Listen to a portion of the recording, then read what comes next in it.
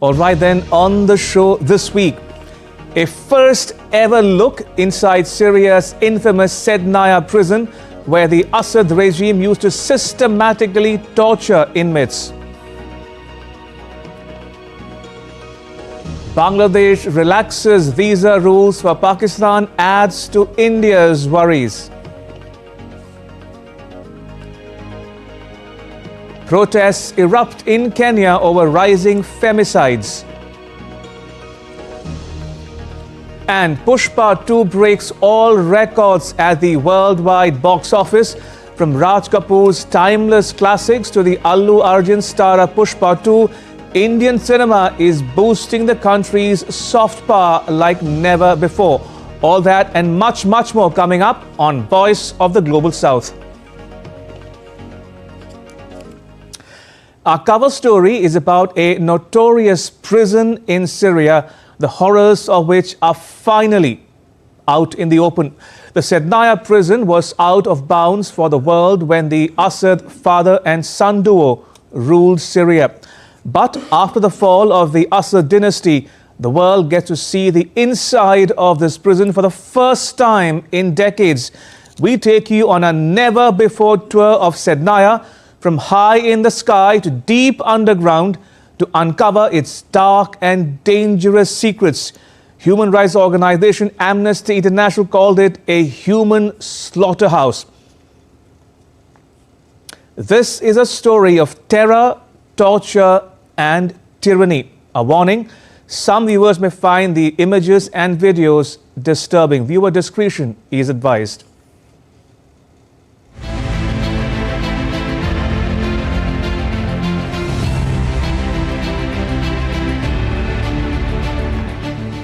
As soon as the rebels, led by the Hayat Tahrir al-Sham, seized Damascus, Syrians swarmed the notorious Sednaya prison, desperate for news of loved ones who vanished during the 54-year-old rule of the Assad dynasty. Some walked for hours to reach the hill where the infamous building stands, climbing over the sand barricades surrounding it. A line of cars could be seen stretching over 7 kilometers. Thousands of relatives camped outside the prison overnight. Families huddled around campfires, braving the cold as they waited for news of their loved ones. When news of Assad's fall became official, a large crowd broke into the security zone and entered the prison through its narrow doors to free the inmates.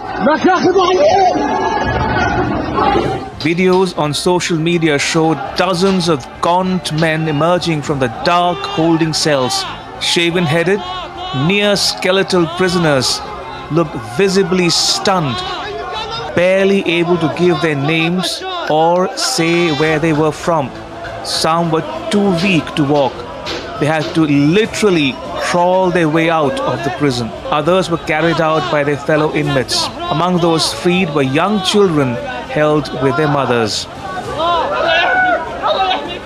Images of the former captives walking free, haggard and emaciated, some needing help even to stand, were beamed around the world as a symbol of Assad's fall. Those unable to locate their loved ones rummaged through documents scattered on the ground in search of their names.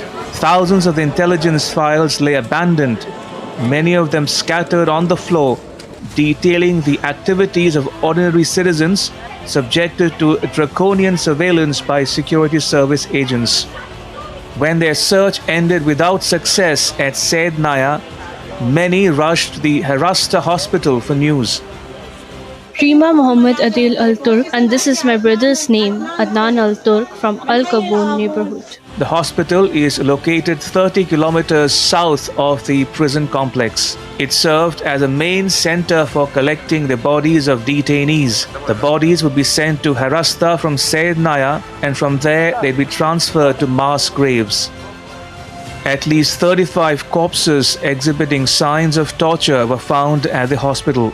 Eyes and teeth gouged out, blood splattered all over, a decomposing body's ribcage peeked through the skin.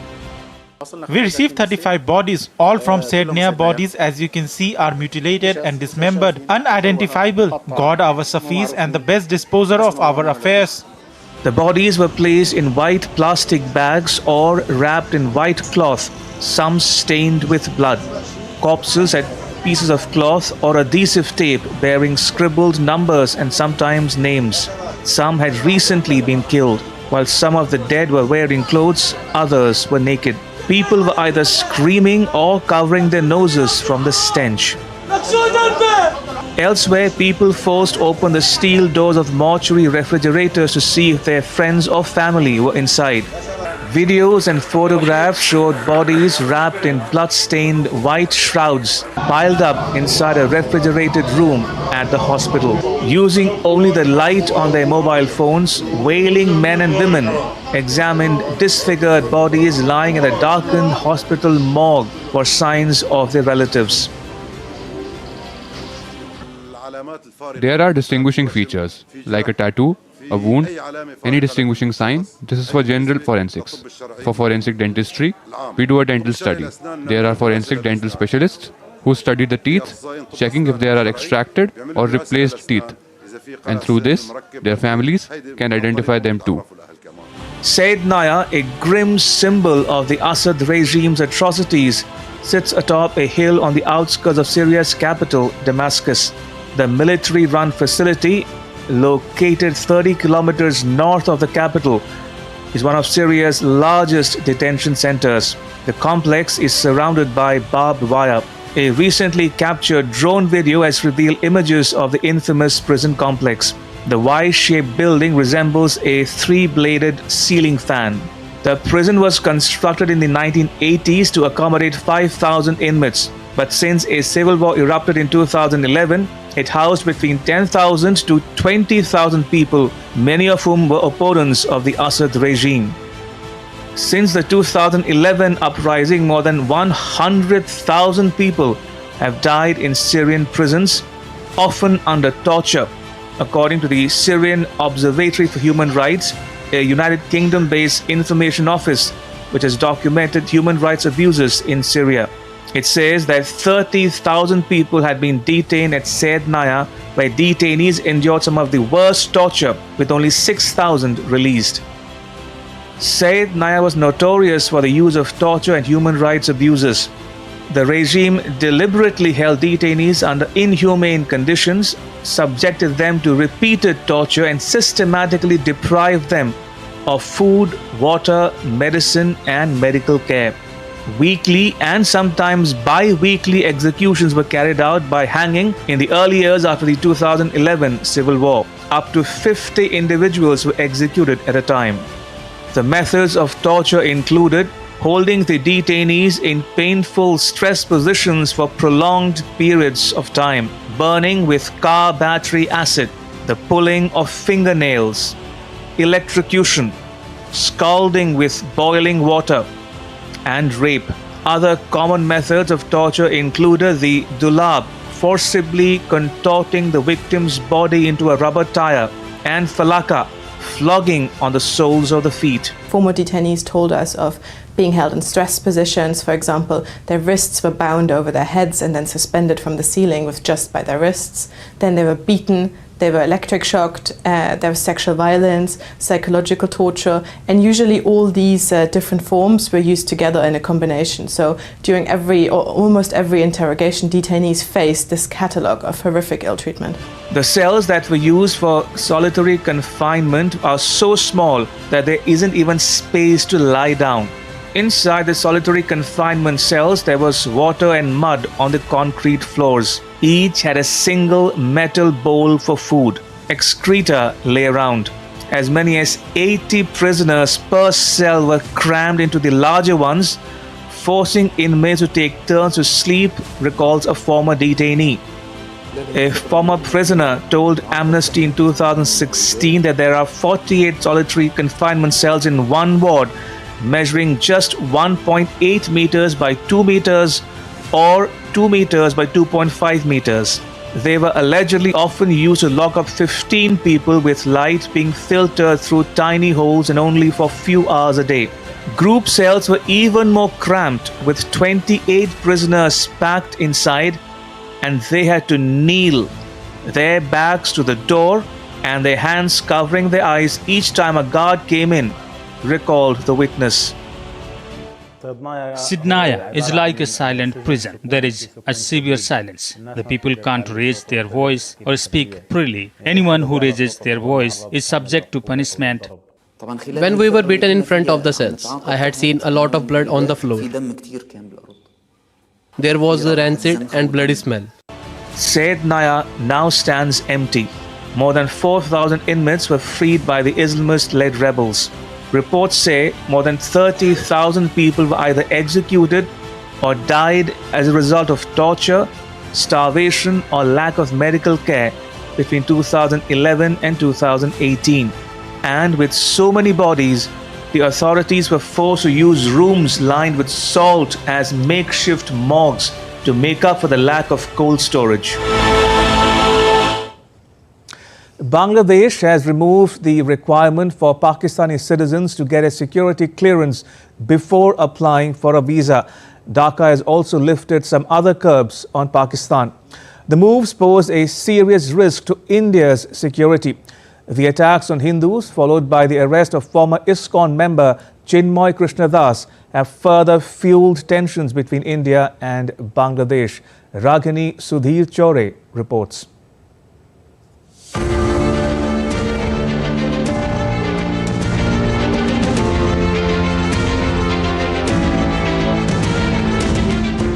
In a move that's sending shockwaves across South Asia, Bangladesh's Mohammad Yunus-led regime has removed mandatory security clearance for Pakistani nationals. No more background checks for visitors from Pakistan. Pakistani cargo is exempt from customs inspection as well. The fear now is that it will open the floodgates for terrorism and organized crime. Until now, Pakistani citizens had been required to obtain a no-objection clearance from the Security Services Division before being granted a visa to enter Bangladesh. The division falls under the Ministry of Home Affairs. It is tasked with formulating policies pertaining to visa and immigration, among others. The requirement of a clearance was part of broader security measures introduced in 2019.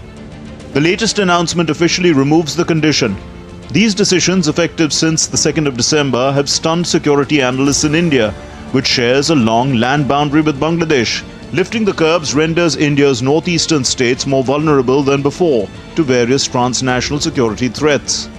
The change in visa rules isn't the only sign of a thaw between the two erstwhile enemies, Bangladesh and Pakistan. In November, a Pakistani cargo ship from Karachi docked at Bangladesh's southeastern Chittagong port, marking the re-establishment of direct maritime links between the two countries since Bangladesh split from Pakistan in 1971. In September, Bangladesh lifted import restrictions on Pakistani goods.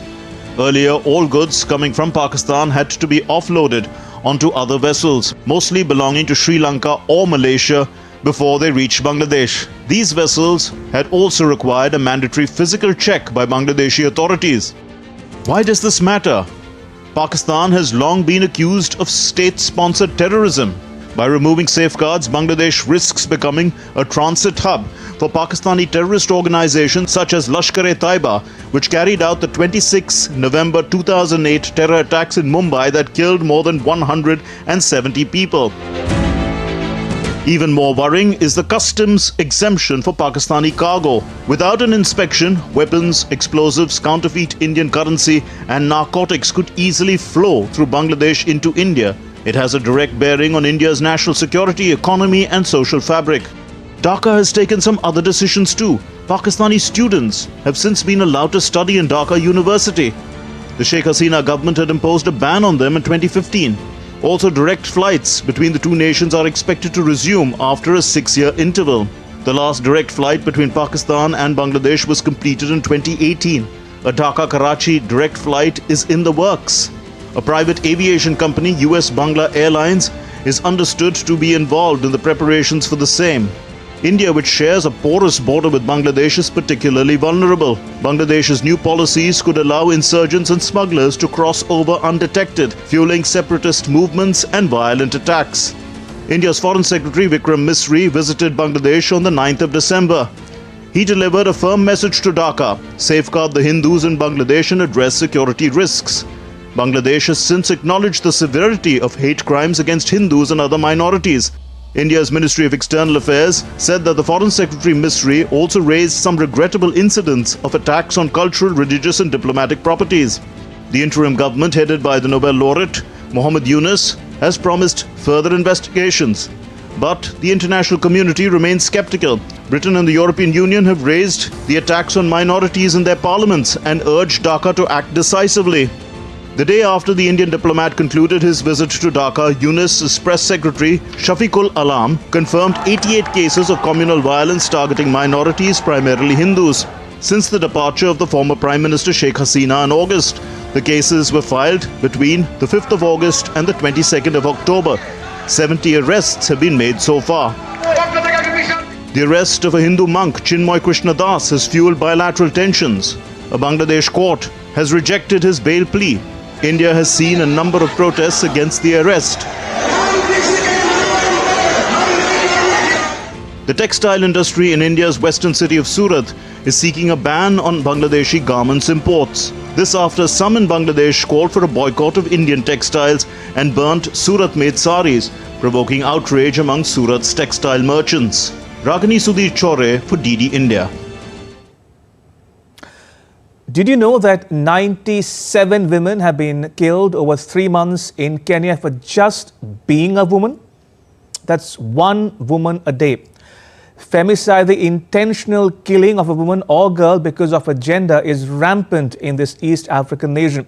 As Ragini Sudhir Chore reports, it has exploded into a full-blown crisis of epic proportions in Kenya.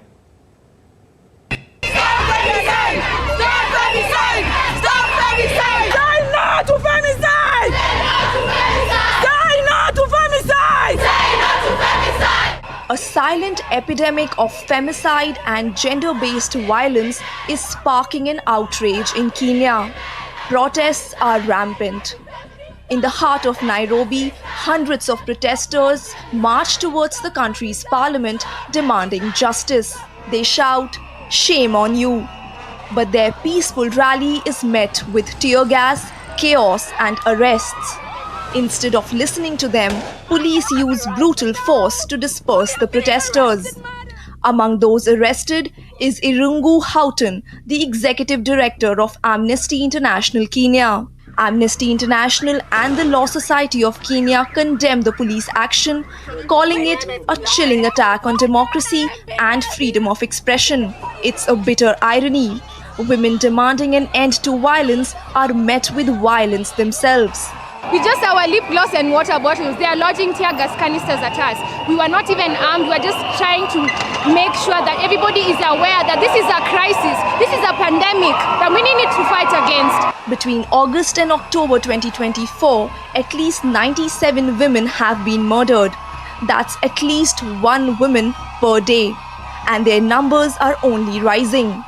UN Women says that in 2023, 51,100 women and girls worldwide were killed by their intimate partners or other family members. On an average, 140 women or girls are killed every day by someone in their own family. Current and former intimate partners are by far the most likely perpetrators of femicide, accounting for an average of 60% of all intimate partner and family-related killings. Femicide is the crime of killing a woman or a girl because she is a female. Driven by discrimination against women and girls, unequal power relations, gender stereotypes, or harmful social norms, femicide is the most extreme and brutal manifestation of violence against women and girls. The murder of Olympic runner Rebecca Cheptegei by her former partner has reignited calls for stronger action against femicide in Kenya. But this is not the only case. At least 3 other female runners have been murdered in Kenya since 2020.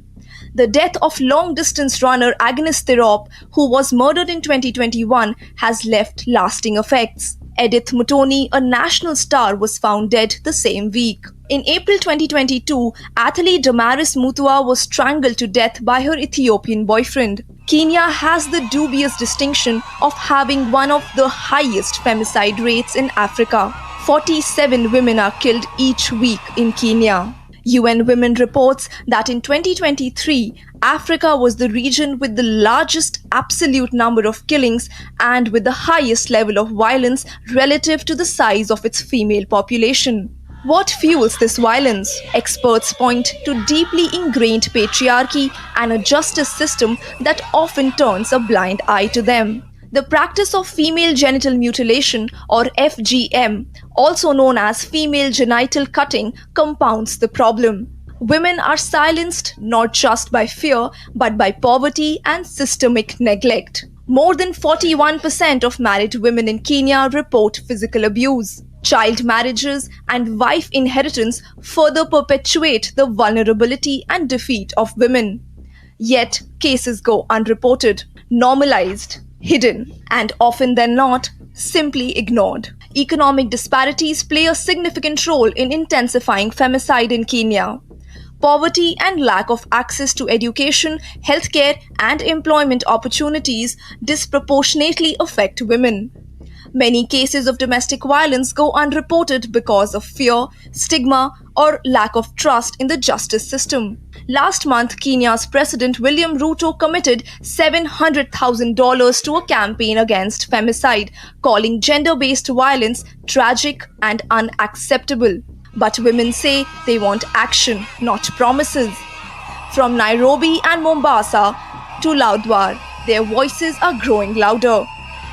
These are women, daughters, sisters, and mothers in flesh and blood, whose voices have been silenced.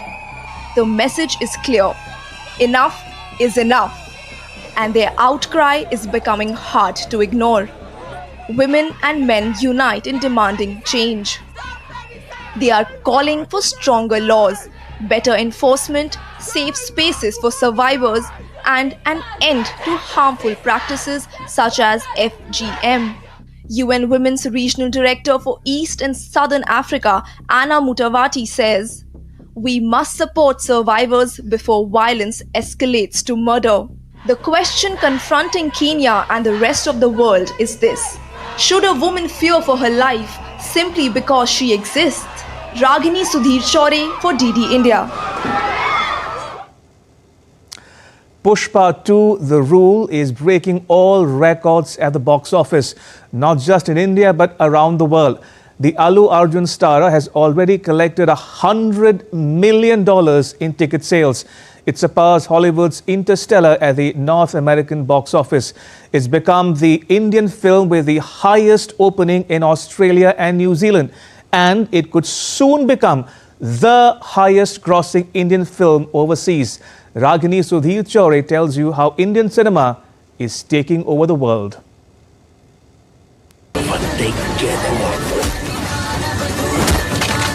Indian cinema is a cultural powerhouse that has transcended borders, captivating audiences far beyond South Asia. Whether it's Bollywood, Tollywood or Collywood, Indian films are making their mark globally, blending drama, music and action into an irresistible package. Indian cinema's global appeal has never been more evident than with the monumental success of Pushpa 2, The Rule. Directed by Sukumar and starring Allu Arjun, the film has shattered records, joining the elite club of Indian films that have grossed more than 1,000 crore rupees worldwide, that is $120 million.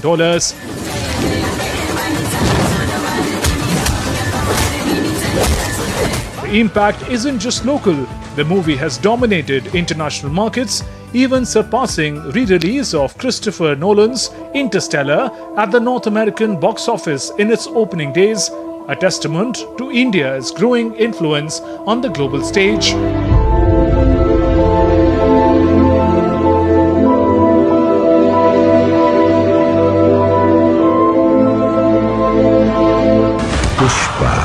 While Pushpa 2 is grabbing headlines, it's part of a larger trend.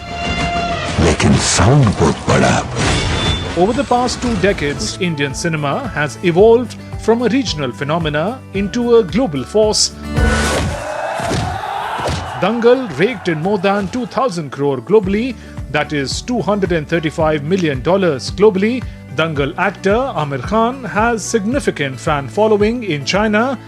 Khan's famous movie, Three Idiots, also crossed miles, reaching hearts of millions worldwide.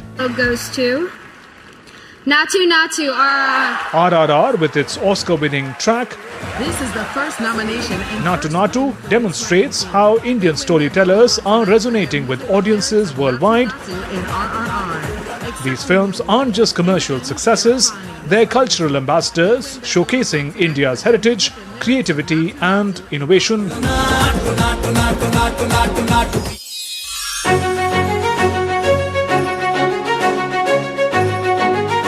14th December is the birth centenary of legendary Indian filmmaker Raj Kapoor. The Kapoor clan met with Prime Minister Modi in New Delhi to honour the late actor's contribution to Indian cinema. आपको कहेंगे prime minister जी, प्रधानमंत्री जी। मैं भी आपका परिवार का हूं भाई।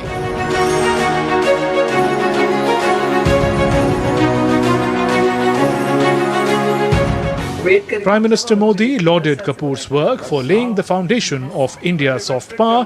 Kapoor's films left an indelible mark not only in India but also in Central Asia and Europe, where efforts are now being made to introduce Indian classics to the new generation.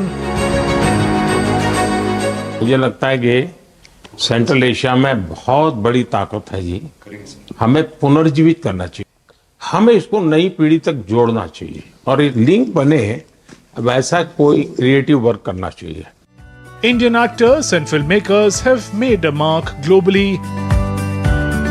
Raj's brother Shashi Kapoor was a prominent figure in North Africa.